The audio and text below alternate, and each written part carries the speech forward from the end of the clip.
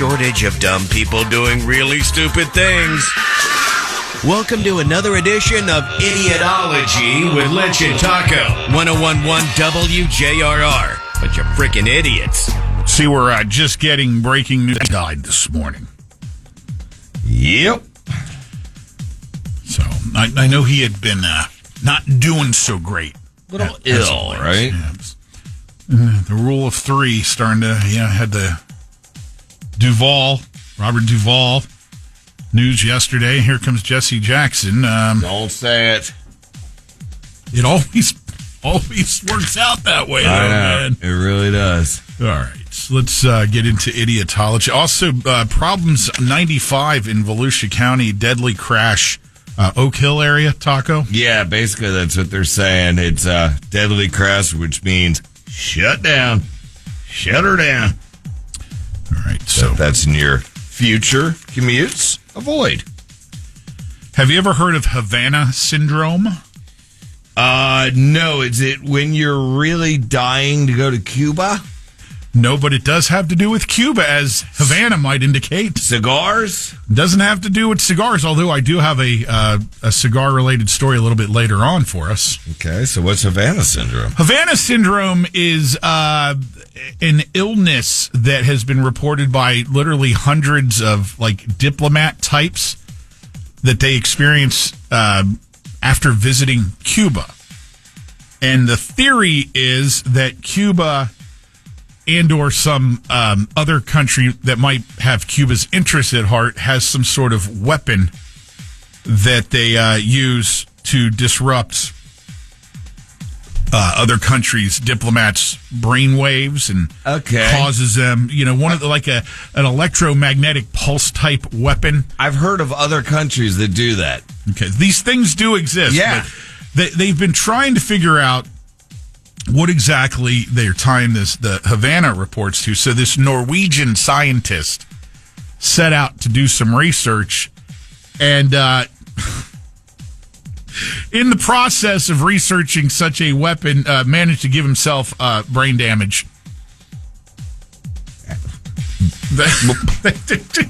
Dude, did he overpower the stimulants or something? Apparently, whatever they tried to create a machine that would do such, cause such, symptoms and displeasures. And he was his own guinea pig, and now come on, he has man. brain damage. See. That's like testing the shotgun to see if it can penetrate the bulletproof vest. You just don't sign up for that. This is where you sign other people up for clinical tests and have them sign a mountain of paperwork. That's what I was saying. Yeah, exactly. You don't sign yourself up for this. You're out of your mind. He literally is now. Yeah.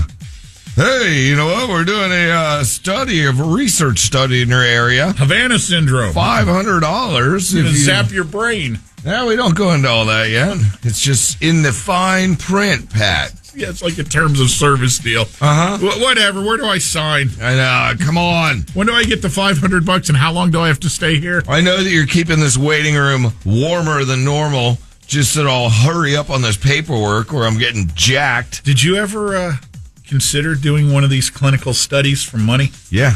You did. Are you kidding me? When you hear those commercials saying, make $500 doing whatever research, I go, do you know the one that I was going to do? The hernia mesh.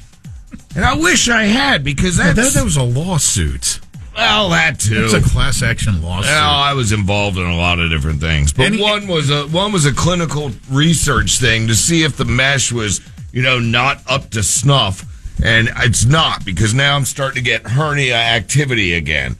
So I think the big balls might be back soon. And no, it's not old man balls before you say it.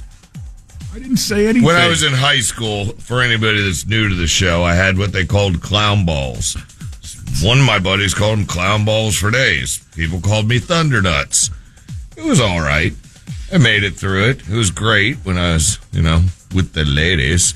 But anyway, with my extremely large balls, I had to have surgery.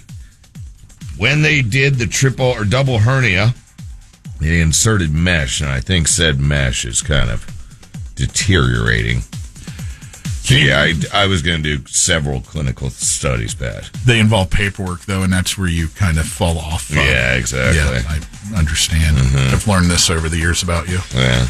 Do you have your recording device ready here? I have a headline of the week, contender number 3 here. So comfortable, kick back in this chair. Well, I don't want to try to disrupt your system there. All right, go. Woman accused of stealing 10 tons of asphalt while working for the New York State Department of Transportation. Yep, that's mob related. You bet your bottom dollar she's doing something mob related with that cat or with that asphalt. I done all this asphalt. I need to move it.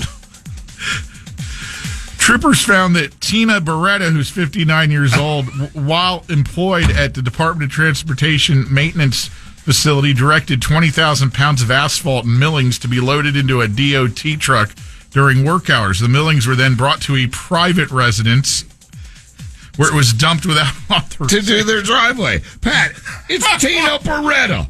Tina Beretta, go ahead and get Louie some new driveway, would you? You got to connect. That's exactly what it is. I have to ask, and I alluded to this a few minutes ago. Yeah. I bet shenanigans like this doesn't go on in the concrete industry. No way. What say you, concrete contingency? They are marked per square footage. Yards. Well, we might go foot in the asphalt industry, but the cement guys and ladies, bring it. Pat, number 3, Madonna's songwriter also passed away. So we have 3. I don't know. Is that one high profile enough? I don't know. I mean, Madonna is. Right. Not that I'm wishing on her for her demise, but her songwriter. She didn't write her own songs? What a loser. You're not a material girl. Is Elton John a loser? Why, did somebody write his too? Somebody texted in, someone needs to go check on Keith Richards. Sorry, that one went over my head. I'm not into music, even though I work in radio. Mott, Motorcycle Tom said, I'll be in the cement pond later on. The pond, Pat. Concrete. Well, he said cement. I just read it. And finally, there's this, if you want the visuals, in Italy, obviously where the Olympics are going on. Italy, beautiful country.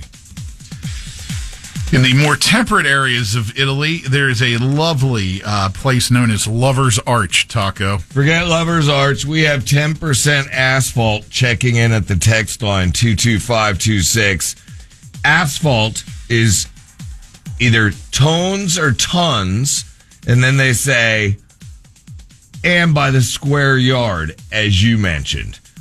What an epic name for that story. Go, Tina. Excuse me. I know you were holding that for a while. So what about the Lover's Arch? Lover's Arch is this location, beautiful seaside location in Italy where you go under there and make out. Well, you go and it's a place to take pictures, very romantic pictures. Lover's Arch collapsed on Valentine's Day. Oh my God! Fell into the sea. Let me hold that thing. Fell into the sea. I have the footage of this on our Facebook page. If there were only some lovers under there, we would have a headline of the week, number 4. Yes.